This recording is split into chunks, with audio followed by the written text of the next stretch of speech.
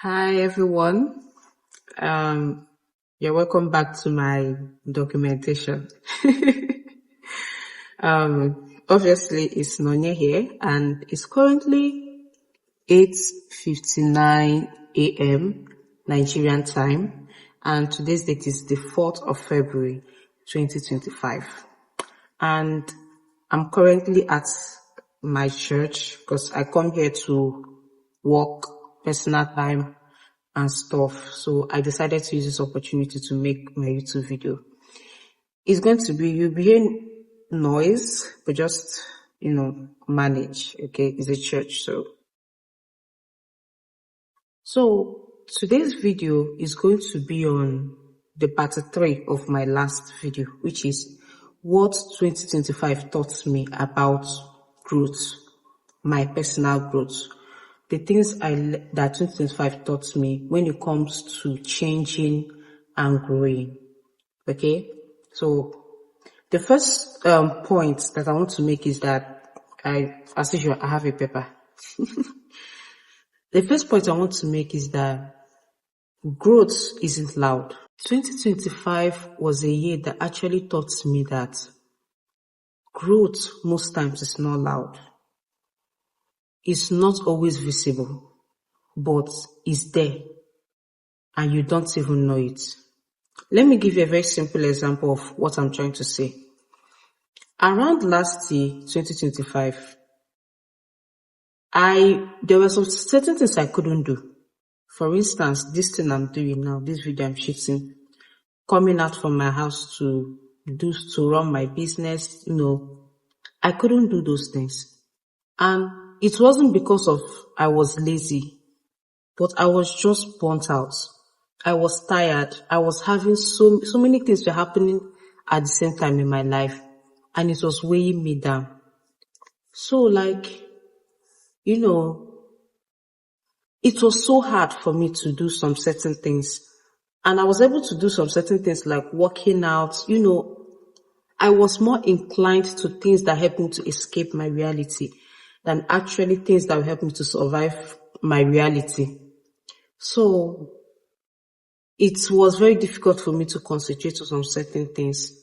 But in 2026 it's different.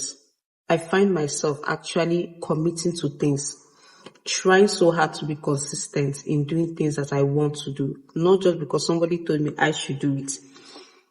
And it's a difference, it's a difference in growth. There were so many things that even before 2025 I used to do. But now I can't do them anymore because maybe I don't want to or because it just doesn't suit me. And it's fine. It's very, very fine because sometimes I used to have this issue of not accepting change, not accepting growth, and it will make me, I will always try to hold on to things. But now I've gotten to realize that no, it's fine to grow. It's fine for change to happen. It's fine to just change your mind, and pivot, or is it pivot? I don't know. And I remember yesterday, I was lying down on my bed and I had to make a change. I had to give up going to the stadium to work out, to come here to do what I want to do. Then probably I'll work out during the weekend. It was a very tough decision for me to make. But because I knew that times were now changing, so I had to just change. And it's fine. It was okay by me. So yeah, change is fine. If there's another thing that 2025 taught me was that healing can look like slowing down. God, you see this particular one? This one is a very long one. Healing made me to slow down. Healing made me to drop a whole lot of things that you cannot even imagine that I dropped. I dropped every identity that I was. I dropped it because my body and my system couldn't carry on anymore. Let me give you a very example. Most people who know me offline or has seen some of my other videos, you will know that I'm a singer. I love to sing so much. And for the longest of time, I have been in my church choir as a teenager growing up. And it was one of the most dearest things I held to my heart, having the opportunity to be in that choir and to sing because I loved to sing. But after some time, after graduating from school, NYC, I couldn't continue anymore. And it's not because of I felt too big to be in the choir, but because I was burnt out.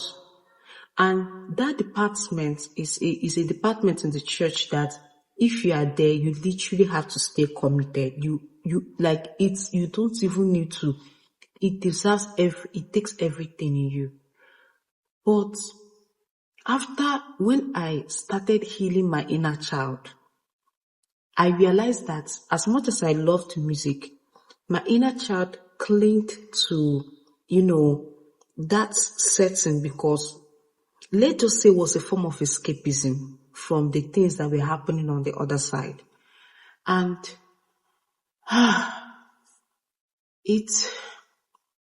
thinking about it now, I'm so proud of that young girl who just wanted to just survive. And she picked that as a form of coping mechanism.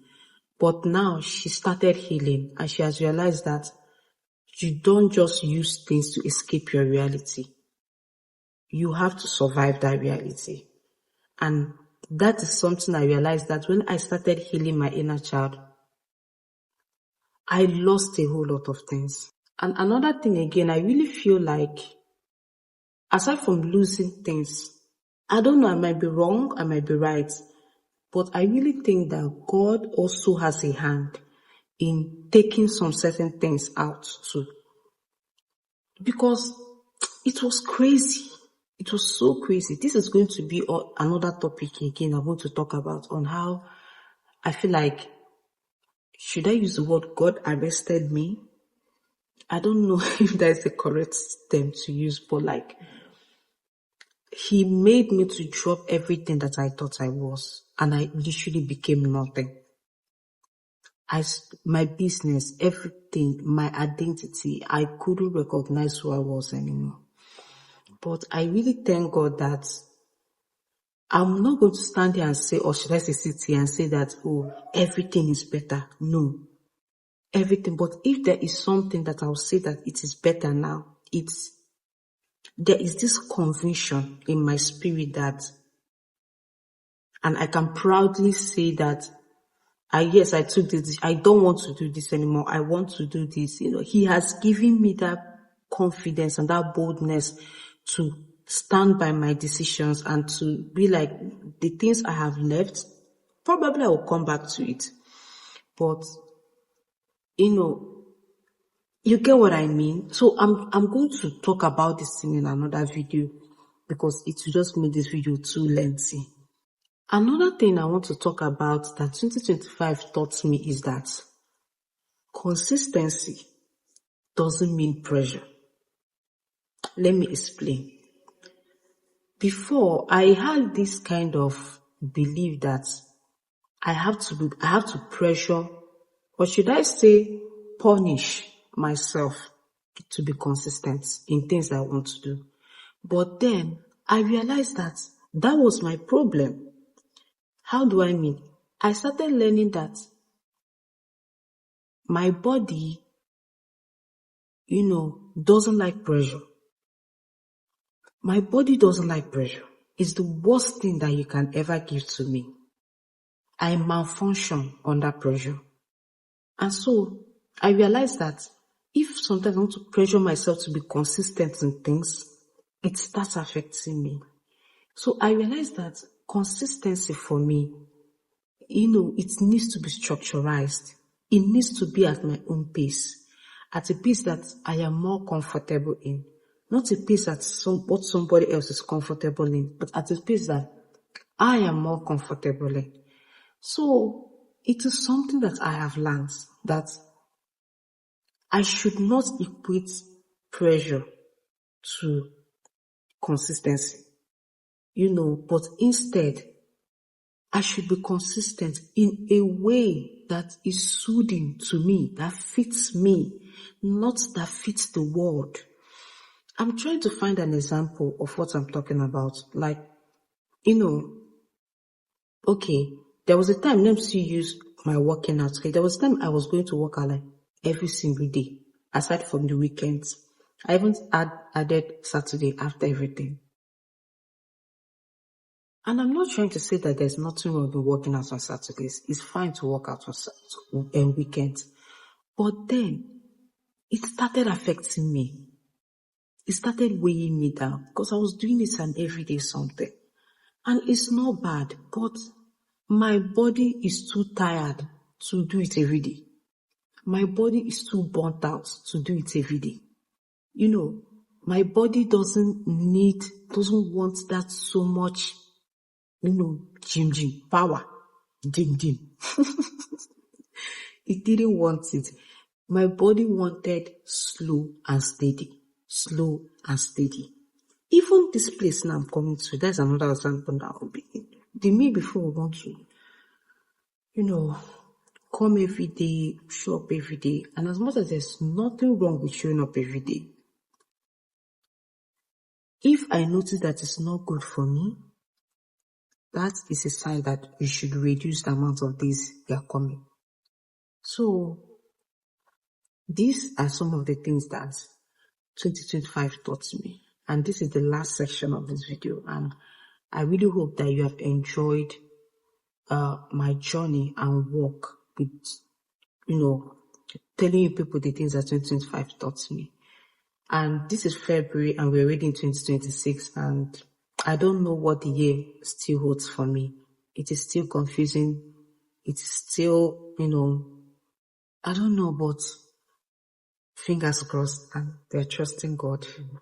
So thank you so much for everybody who has watched this series with me. Thank you. Some of the topics that I've talked about, I will make separate videos on them so that I can talk about it more. But thank you. Please, you can comment, you can like, you can subscribe too. And see you when I see you.